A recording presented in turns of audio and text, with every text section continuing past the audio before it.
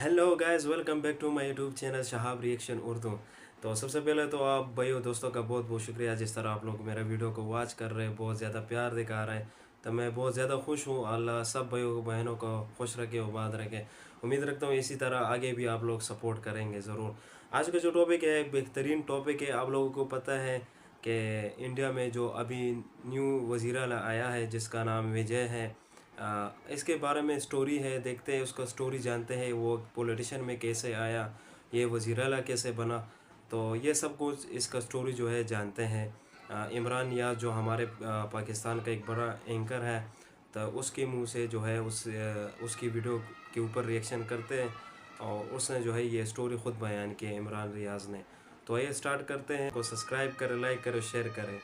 आइए स्टार्ट करते हैं। जोसेफ विजय चंद्रशेखर, जो आजकल मशहूर है थलापति विजय के नाम से, थलापति ये भारत विजय का के एक बड़ा नाम से, मशहूर बिल्कुल। एक्टर और बन गया वजीर आला। ये कैसे हुआ? इस सारी कहानी के पीछे एक ट्विस्ट है, और वो जो ट्विस्ट है वो है एक सेल्फी। यानी एक सेल्फी ने एक आदमी को उठाकर वजीर आला बना दिया। ये कैसे हो इमरान यास सकता कह है? रहा है कि इसके पीछे ये एक बात है राज है। राज 2020 एक की, है, वो जब विजय इसने गिरफ्तारी से एक वापस आया फोटो निकाली तो अपने सेट फोटो पे, की ताकि वजह वो से अपनी जो है फिल्म की ये शूटिंग मुकम्मल करे। वज़ीर-ए-आला बना। लेकिन जब वो वहाँ पहुंचा तो हज़ारों की तादाद में, कुछ लोग कहते हैं कि लाखों की तादाद में नौजवान उसके मद्दाह वहाँ पे मौजूद थे। विजय ने एक ऊंची जगह पर खड़े होकर अपने मद्दाहों के साथ एक सेल्फी बनाई, और उस सेल्फी ने विजय की और पूरे तमिलनाडु की तकदीर बदल कर रख दी। किसी को आइडिया नहीं था कि ये होगा, लेकिन ये हुआ।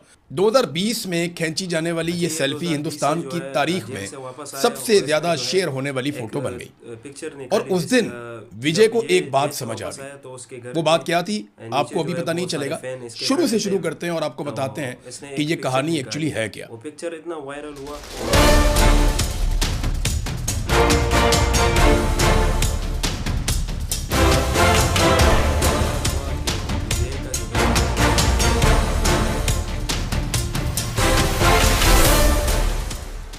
बिस्मिल्लाहिर्रहमानिर्रहीम। अस्सलाम वालेकुम नादरीन, आप यूट्यूब चैनल देख रहे हैं।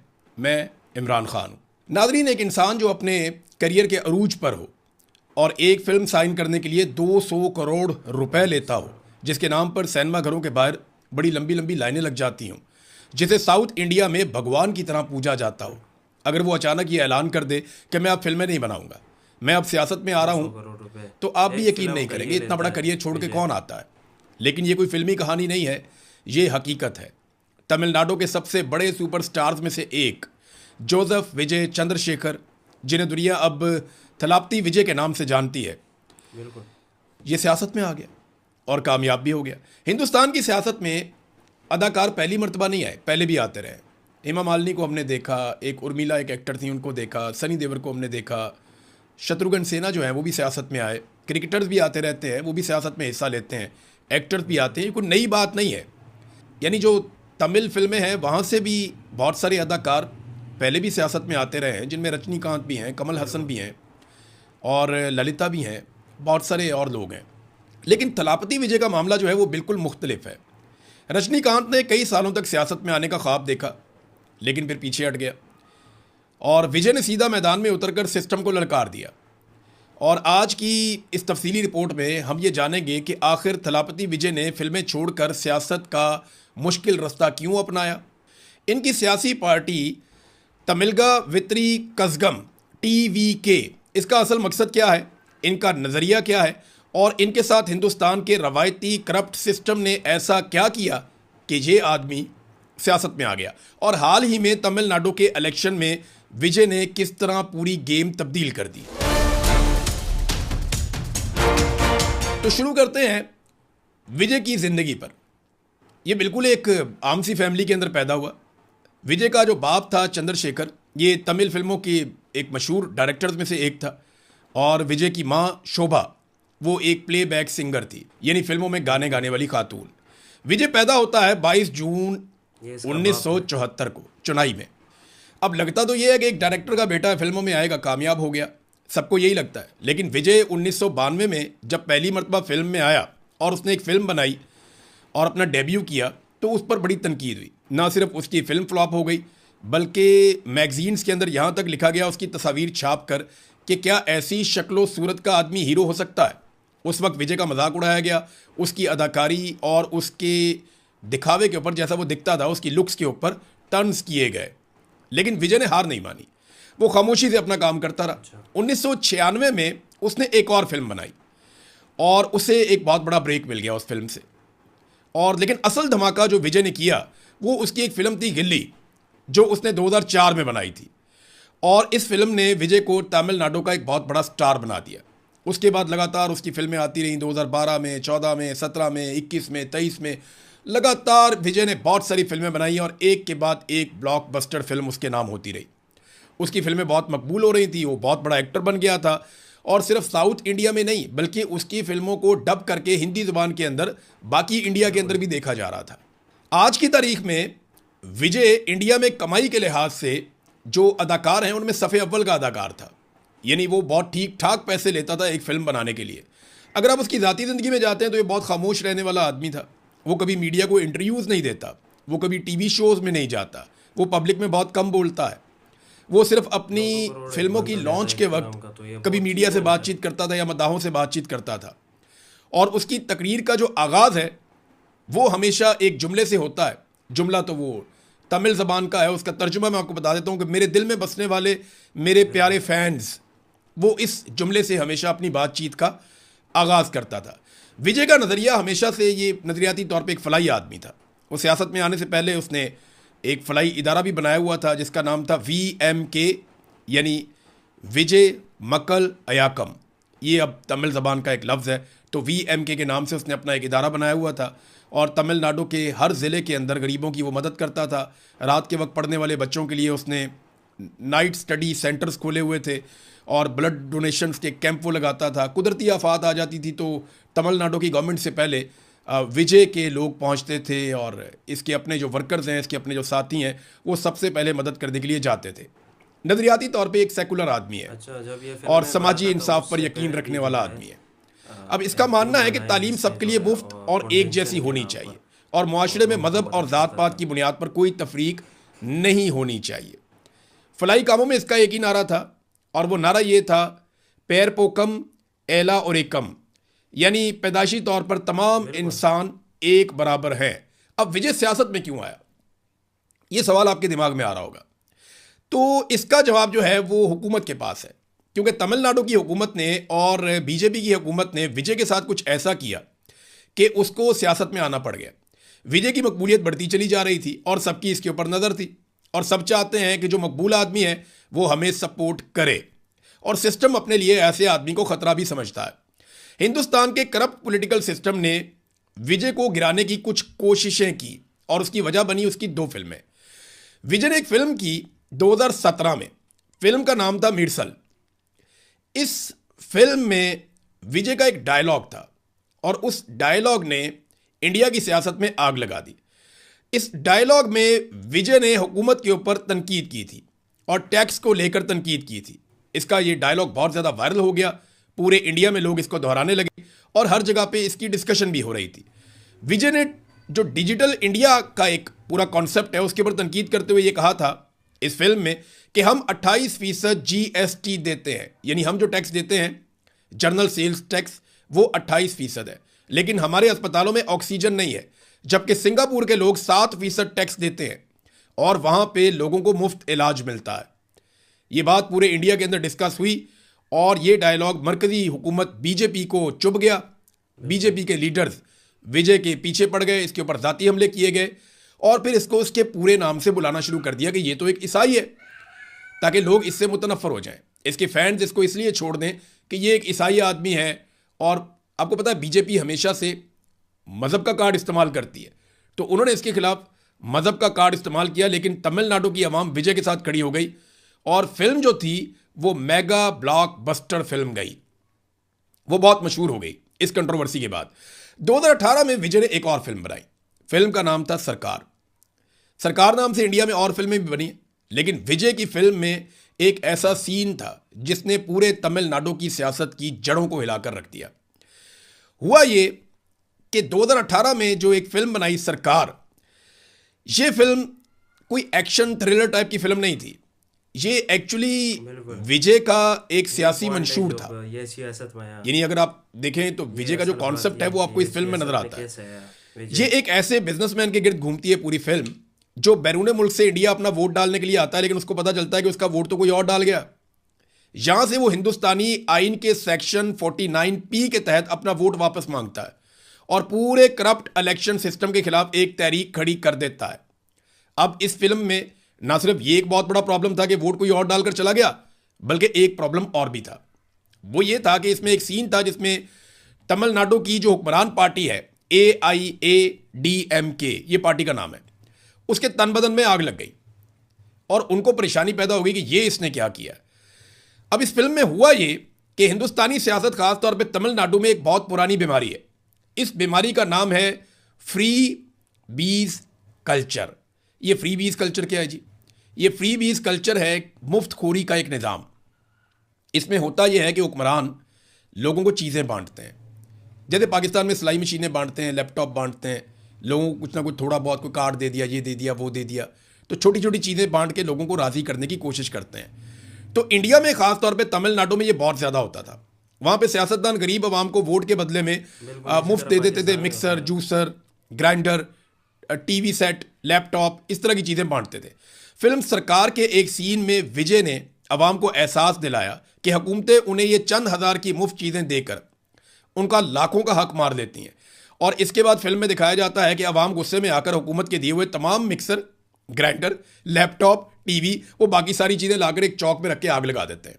यही वो सीन था जिसने हुक्मरान पार्टी की नींदें उड़ा दी, क्योंकि ये जो कल्चर था ना, फ्री बीज कल्चर, ये जो तमिलनाडु की हुक्मरान जमात थी AIADMK, उनकी एक लीडर जयललिता ने उरूज पे पहुंचाया था। और उसके बाद जो कुछ हुआ वो किसी फिल्मी ड्रामे से कम नहीं था। पार्टी के वुज़रा ने खुलेआम विजय पर और फिल्म के डायरेक्टर पर बगावत का मुकदमा चलाने की धमकियां दी। पार्टी के गुंडे सड़कों पे निकल आए, सिनेमा घरों पे हमले किए गए और जिन स्क्रीन पे फिल्में चल रही थी उन्हें ज़बरदस्ती बंद करवा दिया गया। सिनेमा के बाहर जो थलापति विजय के 100 फुट लंबे बहुत सारे बैनर लगे हुए थे उनको फाड़ दिया गया और उनको जला दिया गया। रात के वक्त पुलिस की भारी नफरी डायरेक्टर को गिरफ्तार करने उसके घर पहुंच गई। विजय और उनकी पूरी टीम पर शदीद दबाव डाला गया। उन्हें डराया और धमकाया गया कि वो आइंदा कभी सिस्टम के खिलाफ बोलने की जुर्रत ना करें, मजबूरन सिनेमा घरों को बचाने के लिए। और फिल्म चलती रहे, इसलिए वो आग लगाने वाला जो सीन है वो उस फिल्म में से एडिट कर दिया गया, काट दिया गया। अब आ जाए वो सेल्फी वाला वाकया जो 2020 में हुआ। हुकूमत का दिल तो भर नहीं रहा था और उनको आइडिया था कि विजय कितना डैमेज कर चुका है अपने पैगामात के जरिए से। इनकलाबी किस्म का आदमी था और वो फिल्मों में ऐसे टॉपिक्स को डिस्कस करता था। सिस्टम का सबसे बड़ा जो वार था वो 2020 में हुआ। विजय अपनी फिल्म मास्टर की शूटिंग कर रहा था कि उस वक्त इनकम टैक्स के अफसरान ने उसको शूटिंग के बीच में से उठा लिया और मुसलसल 30 घंटे तक उसके घर की तलाशी ली, उसको अपनी हिरासत में रखा।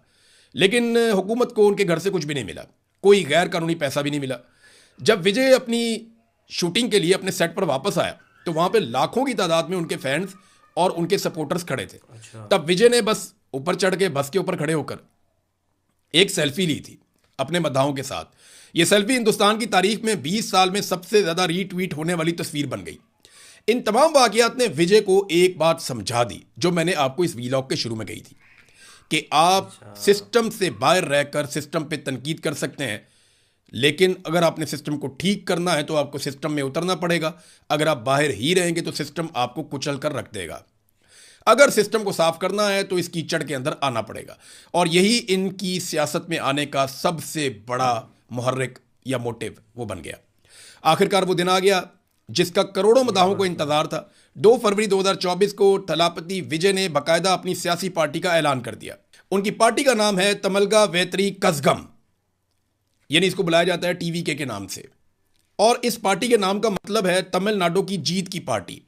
विजय ने ऐलान किया कि उनकी पार्टी 2024 का जो इलेक्शन आ रहा है वो नहीं लड़ेगी और ना ही किसी को सपोर्ट करेगी, बल्कि इनका असल जो हदफ है वो 2026 में तमिलनाडु के जो रियासती इंतखाबात होने जा रहे हैं वो उसको अपना निशाना बनाएंगे। विजय ने इंतहाई दलेराना फैसला किया और अनाउंस कर दिया कि अपनी पहले से साइन की हुई 2 फिल्में मुकम्मल करने के बाद वो फिल्म इंडस्ट्री को हमेशा के लिए छोड़ देंगे और ख़ुद को मुकम्मल तौर पे अवाम के लिए वक्फ कर देंगे। ये एक ऐसा फैसला है जो हिंदुस्तान की तारीख में शायद ही किसी सुपरस्टार ने अपने पूरे करियर में किया हो। विजय ने अपनी पार्टी लॉन्च की, अपनी पार्टी का झंडा लॉन्च किया। पार्टी के अंदर 2 हाथी बने हुए हैं जो ताकत की और जद्दोजहद की अलामत हैं, और बीच में एक फूल बना हुआ है। जब बादशाह जीत कर आते थे तो वो फूल पहनते थे। ये झंडा जो है ये तमिल की सकाफत को, बहादुरी को और फतह को जाहिर करता है। हिंदुस्तान की सियासत की एक हकीकत है कि यहाँ टिकट उन्हें मिलता है जिनके पास पावर होती है, काला धन होता है, या कोई बहुत बड़ा सियासी खानदानी पस मंजर होता है। लेकिन विजय ने नहीं किया ऐसा। विजय ने टिकट किन लोगों को दिया? विजय ने खोखले नारों वाला काम नहीं किया। उनकी हिकमत अमली ग्रास रूट लेवल यानी निचली सतह पर काम करने वालों पर है। 2021 में विजय की सियासत में बाकायदा एंट्री से पहले ही उनके फलाही इदारे विजय मक्कल अयाकम के मेंबरान ने तमिलनाडु के मुख्तलिफ इलाकों से लोकल बॉडीज़ के इलेक्शन लड़े थे, और हैरानकुन तौर पे उन्होंने 100 से ज़्यादा सीटें जीतकर सबकी नींदें उड़ा दी थी। अब विजय ने जो पार्टी के टिकट तकसीम किए उसकी पॉलिसी बड़ी वादे थी। इसने पढ़े लिखे नौजवानों को टिकट दिया, पुराने और करप्ट सियासतदानों को अपनी पार्टी में शामिल करने के वो खिलाफ है। उसने यूनिवर्सिटी और कॉलेजों के जो टॉपर्स हैं उनकी हौसला अफजाई की। वो नौजवानों पर इन्वेस्ट कर रहा है ताकि एक नई और पढ़ी लिखी की आदत सामने आए। औरतों की नुमाइंदगी, यानी विजय ने अपनी पार्टी में जो खवातीन का विंग है उसको बहुत ज़्यादा अहमियत दी है, और खवातीन का बहुत वोट भी उसे पड़ा है। विजय ने ऐसे लोगों को टिकट दिया जिनका कोई क्रिमिनल रिकॉर्ड नहीं है और वो अपने इलाकों में फलाही काम करते आ रहे हैं, और वही टीवी के नुमाइंदे भी है। नाज़रीन, अब जरा थोड़ा सा देख लेते हैं कि तमिलनाडु की सियासत है क्या और विजय ने वहां पे जगह कैसे बनाई। तमिलनाडु की सियासत की जड़ें आज से 106 साल पुराने एक वाकये से जाके जुड़ती हैं। 1920 की दहाई में एक बहुत ही अजीम समाजी कारकुन थे, उनका नाम था ईवीआर पेरियार। तो ईवीआर रामास्वामी पेरियार ने एक तहरीक उस वक्त सेल्फ रिस्पेक्ट मूवमेंट चलाई थी, जिसे तहरीक खुददारी कहते हैं। उसका उसने उस वक्त आगाज़ किया था। उस वक्त एक्चुअली ब्राह्मणों का कंट्रोल था पूरे माशरे के ऊपर, और जो पेरियार था उसका नज़रिया ये था कि ज़ात पात का खात्मा किया जाए, ब्राह्मणों की इजारादारी से आज़ाद किया जाए, लोगों को, औरतों को उनके हकूक़ दिए जाए, और सबसे बढ़कर तमिल ज़बान और तमिल सकाफ़त के ऊपर फ़ख्र किया जाए। पेरियार के एक शागिर्द थे, उनका नाम था CN अनादुरई। ये नाम आपने याद रखना है। उन्होंने 1949 में इस नज़रिए को एक सियासी पार्टी की शक्ल दे दी और उसका नाम रखा गया DMK। ये सबसे बड़ी पॉलिटिकल पार्टी थी तमिलनाडु की। विजय कैसे जो है वज़ीर आला बना, जैसे वो पॉलिटिशियन सियासत में कैसे है विजय, तो आप लोगों ने सारा कहानी इस इमरान अयाज भाई के जो है मुँह से सुनी कि उसने जो है स्टोरी बयान की कि विजय जो 2017 में एक फ़िल्म की, उसमें एक डायलॉग उसने बोला और वो भी बहुत ज़्यादा वायरल हुआ। तो वो जब वायरल हुआ बहुत ज़्यादा, तो उधर का इंडिया का जो सिस्टम है, सियासतदान या हुकूमत जो थी उधर, तो उसने इसके ऊपर बहुत ज़्यादा एक्शन ले लिया। फिर जो है विजय के जो फिल्म मूवीज़ थे लोग उठा कर जो है हुकूमत ने, तो उसकी सिनेमा वगैरह जो मूवीज़ चल रही थी उसको भी बंद कर दिया। तो घर भी जाकर इसको परेशान करके जो इसका डायरेक्टर था 2017 में जो जो जिसने ये मूवी बनाई, उसके घर में भी गया, उसको भी उठा लाया। तो बहुत ज़्यादा जो जो छोटी क्लिप से जो है ये सिलसिला आगे बढ़ा।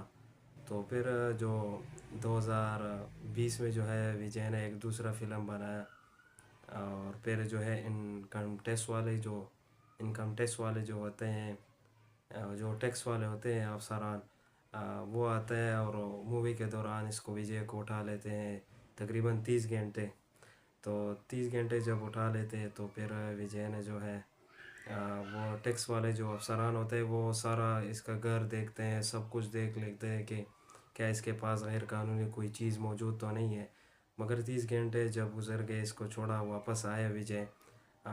जब ये एक फ़ोटो जो है, फिर उसके बाद इसके लाखों फॉलोअर भी है, और जो जब ये वापस आया, जिस टाइम 30 घंटे के बाद जो वापस आया जहाँ मूवी ये बना रहा था, तो उधर इतना ज़्यादा करोड़ों फैन जमा हो के इसने एक तस्वीर निकाली।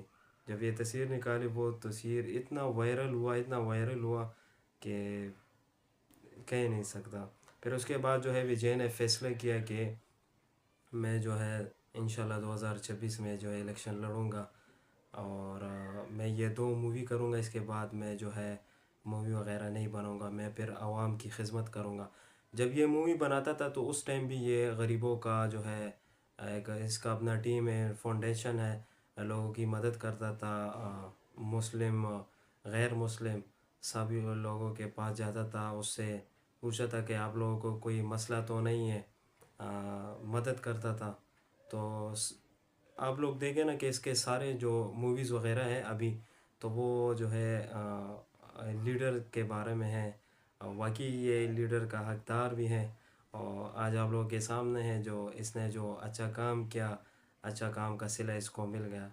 तो ये विजय की स्टोरी थी, जो विजय सीएम कैसे बना, आप लोगों ने सब जाना।